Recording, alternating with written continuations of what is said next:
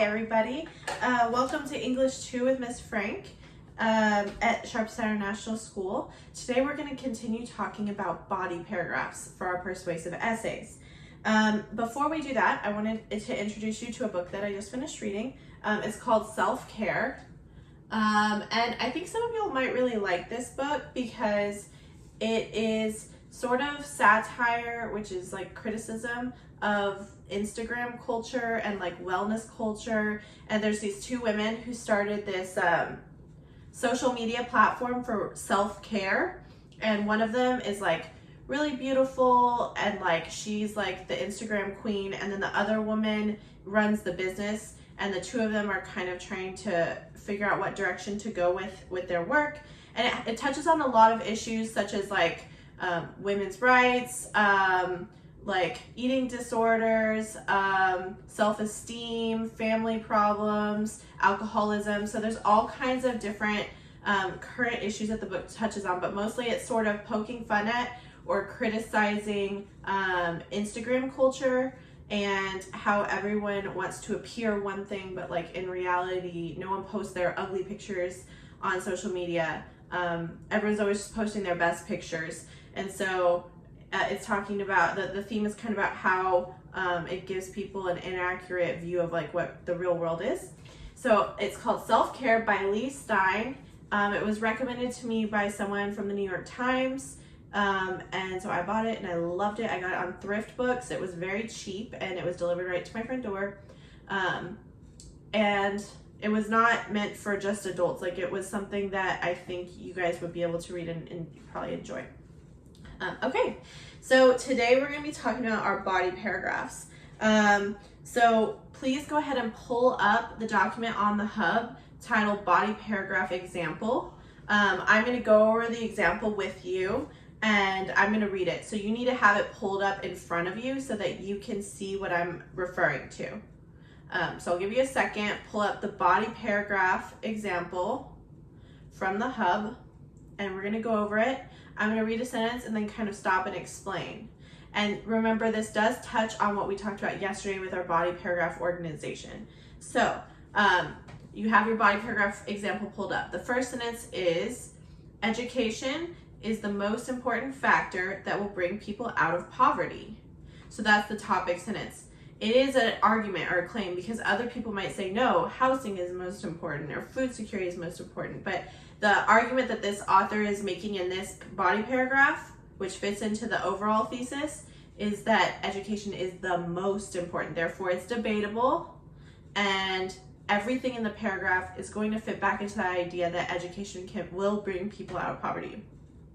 Without access to education, specifically higher education, young people are being forced to continue along in life with a low-paying job, and they will never be able to thrive.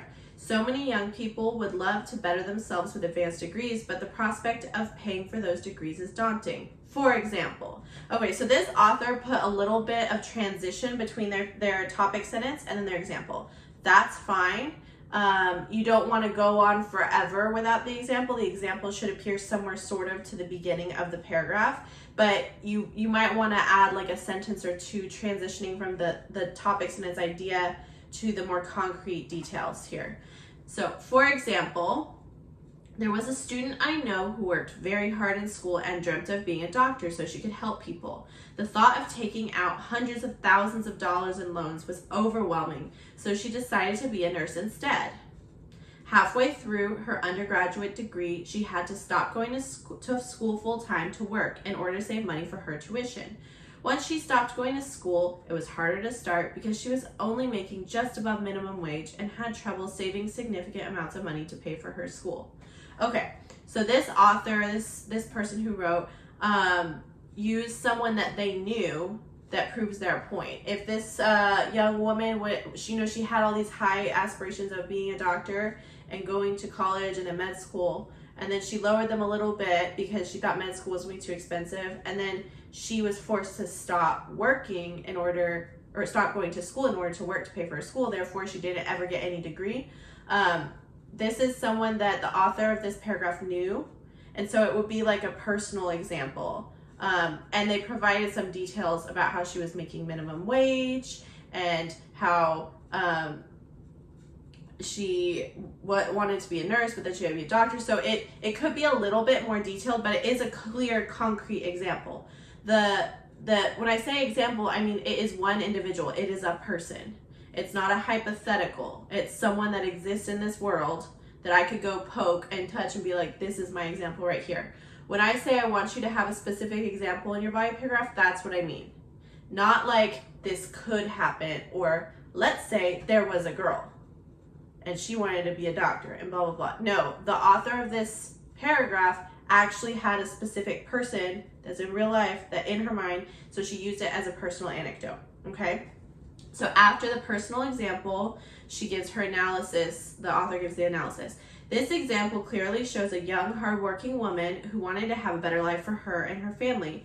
She was diligent in her schoolwork and also her work as a waitress, but that was not enough for her to be able to pay for her living expenses and tuition.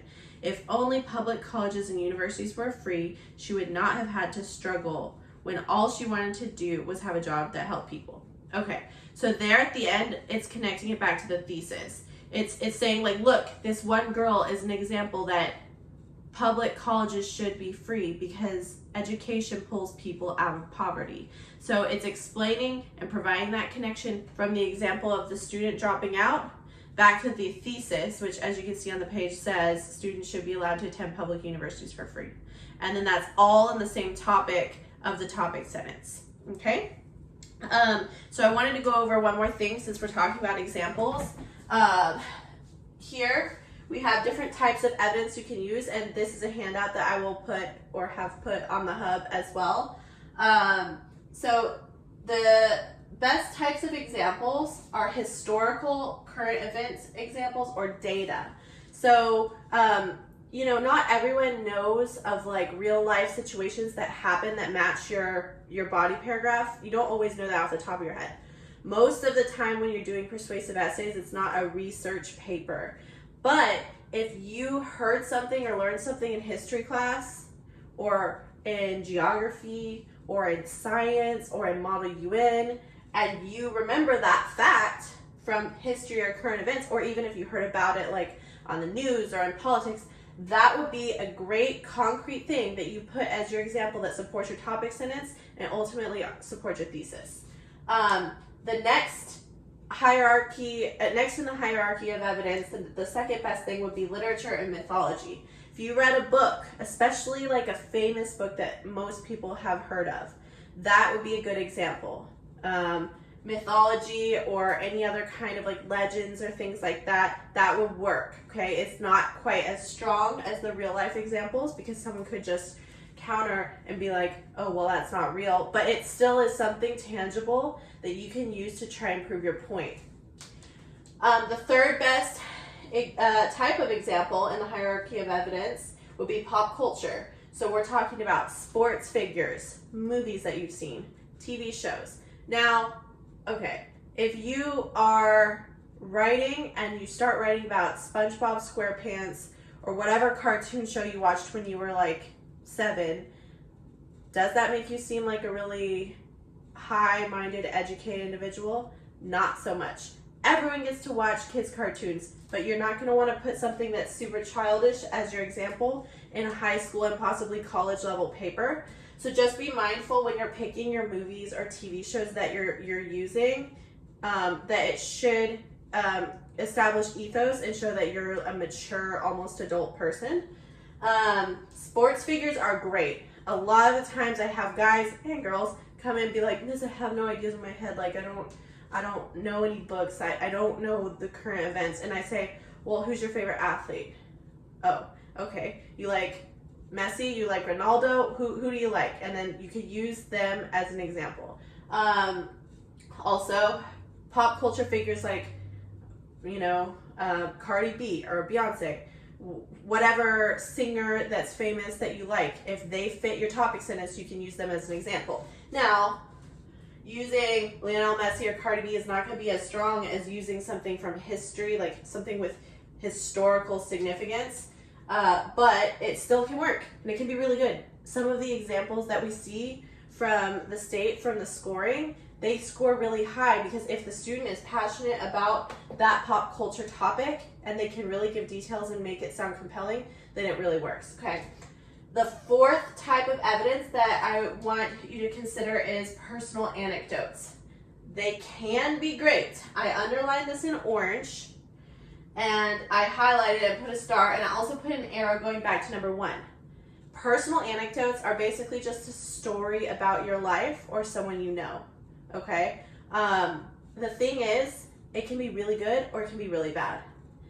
If you have a really good personal anecdote that supports the story, let's say you're writing about free college and tuition, and your mom had to drop out of college because she couldn't afford it, and that has impacted your life, that would be a great anecdote. That would be a great personal story, because that really is something that would provide emotional resonance to your paper and be like, see, this kid actually cares about this topic.